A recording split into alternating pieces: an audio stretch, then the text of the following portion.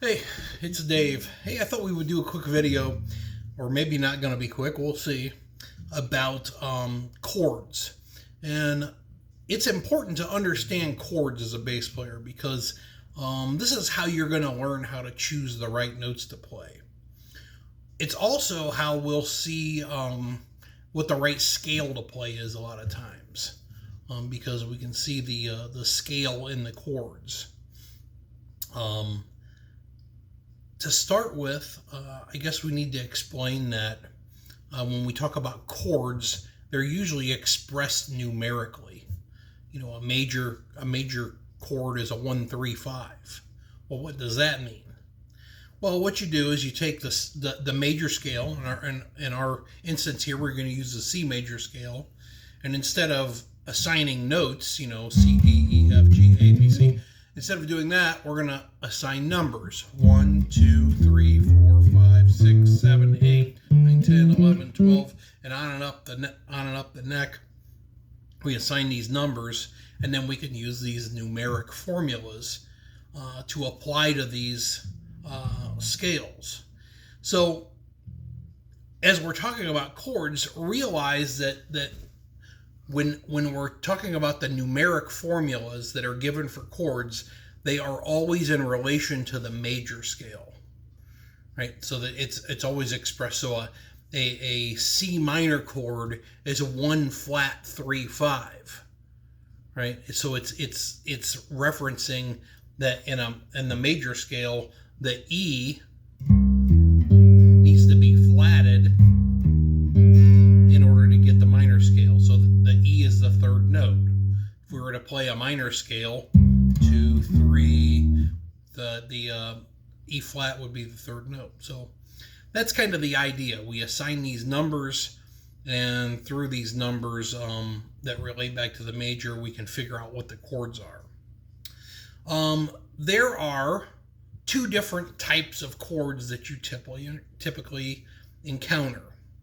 The first kind is a 3-note chord, and the second kind is a 4-note chord. I know you thought I was going to say major or minor. No, you encounter 3-note chords and 4-note chords most often. There are other chords beside those, but they're not as commonly encountered. And a lot of times, the chords that have ninths and 11ths and 13ths, they don't necessarily concern us bass players a whole lot. Typically, we're only concerned with just 3 and 4 note chords, and it's mostly what you see written down anyway. So we'll let the piano players and guitar players worry about all of those upper register notes. When we think about 3-note chords, there are basically 4 different ones that we need to talk about. The first one we've kind of already talked about is the major and the minor. When we talk about major and minor, in my mind, what that's in reference to is the position of the third note, right? A major, right, has the third note in its proper place. It's not sharped or flatted. It's C, E, G. We're talking about in the key of C here. A minor has the third flatted. So when we talk major, minor, we're talking about the position of the third note. Then there's two other variations. And those variations talk about the position of the 5th note. And that's called the augmented or the diminished chords. So augmented just means we took the 5th note. In our case, it's G, C, E, G. Augmented means to sharpen.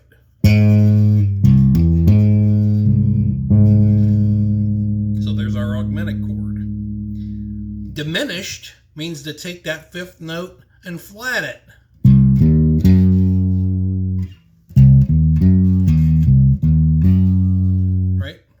So that's what augmented and diminished means. I always think about that, you think about major, you think about augmenting something. Those are all positive things, and the major scale is happy, it's positive. When we think about the minor scale, it's sad, and it's diminished. So whenever I think about a diminished chord, I already know that it's a minor type chord, and diminished is talking about the fifth note. In the same way, when I think about an augmented, we know it's a happy chord, and I'm thinking about the fifth note. It's sharp. It's augmented.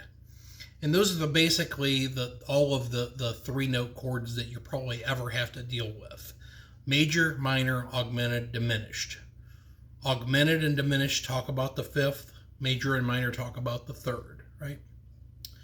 So what about four note chords, right? And it's hard to play a lot of four note chords on the bass. I mean, it can be done, and there are shapes that make it work, but most of the time you're not playing all four notes on a bass. It gets kind of muddy. So like a major seventh, C major 7. So we already know it's major, so we know what the position of the third is, and it's telling us, oh, we need to add the seventh note in the scale, which is B.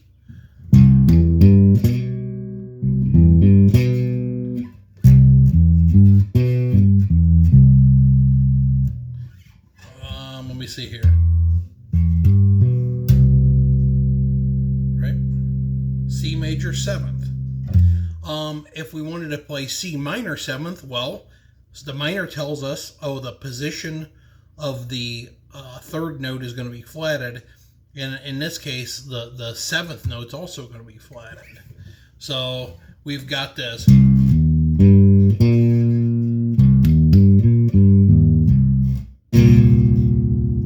Right, so we've got that sound. So that's C major 7th, C minor 7th. Now there's another chord that is very common, is the dominant chord. And it's dominant. To me, that's more of a forward-thinking, positive motion kind of word. And so that lets us know that it's a major chord. It's got a major third. I think, like a lot of these things, it's when you see a dominant, it's like word tricks, trying to remember, okay, well, is this a major sounding chord or a minor sounding? To me, dominant, augmented, major, all three of those are all have major thirds. And diminished and minor, those all have minor thirds. So when we think about major 7ths and minor 7ths, those are easy to figure out, right? We've got a major third and a major 7th, and a minor 7th. We've got a minor third and a minor 7th. It's a half step down. A dominant 7th is a major chord with a minor 7th, right? What it is it's a major 7th with the 7th is flatted.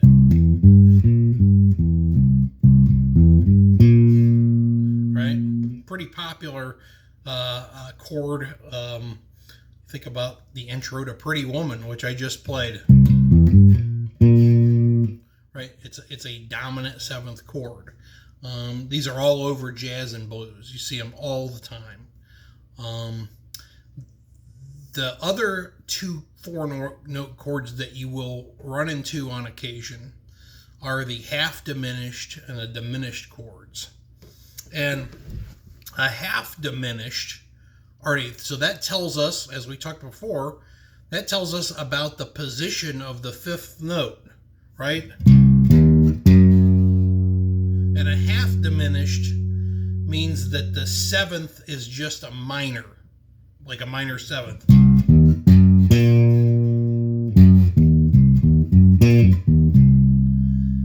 A full diminished means that the 5th is diminished and the 7th, that minor 7th, is diminished too, another half step. So it would be, so that's a full diminished chord. And those chords are pretty much all you need to really know as a bass player to get through most gigs. If you understand the major and minor chords, major and minor 7ths, you understand what augmented means and diminished means, it relates to the 5th. If you understand what the half diminished and the full diminished 7th chords mean, you can pretty much get through any chord chart that you might be presented with. Now, practically, how do I think about these things? So, really, when we're talking about playing the bass, what we're talking about is going from one note to some target note, right? That sounds very Black Sabbathy. So we go from one note to another, and bass playing or being a creative bass player is putting notes in between there as you go to the other note. And the knowledge that you can gain from having from knowing, understanding chords will help you choose notes to go from one place to the other. And that's basically how you apply it.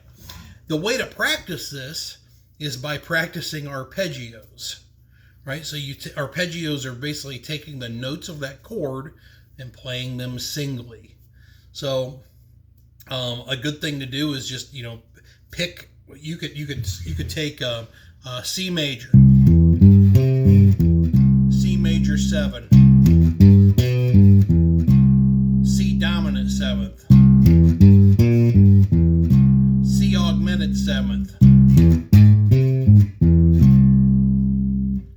Practice those things. Practice those things in every key. Just pick one of them and play it in every key. And that will help you get those things under your fingers. And the thing you'll notice is as you practice those and as you practice scales, you'll start to see how they kind of fit together. Now, scale-wise, at least from my experience, most of the scales that I would use to play over almost any chord will be the major and the minor pentatonic, which is just an abbreviated version of that major and minor scale. I would use the Mixolydian scale, or what's also referred to as the dominant scale. So when you get those dominant 7th chords, you can play that dominant scale over them, and it sounds great.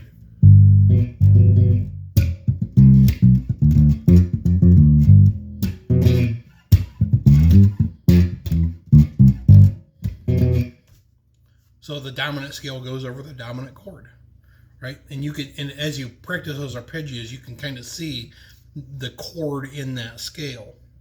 And as you practice them, and if you know scales, you'll start to see the scales that go over certain chords. But typically, major, minor, major pentatonic, minor pentatonic, dominant. A lot of times, if I want to try to sound cool over a minor chord, I might play a Dorian scale.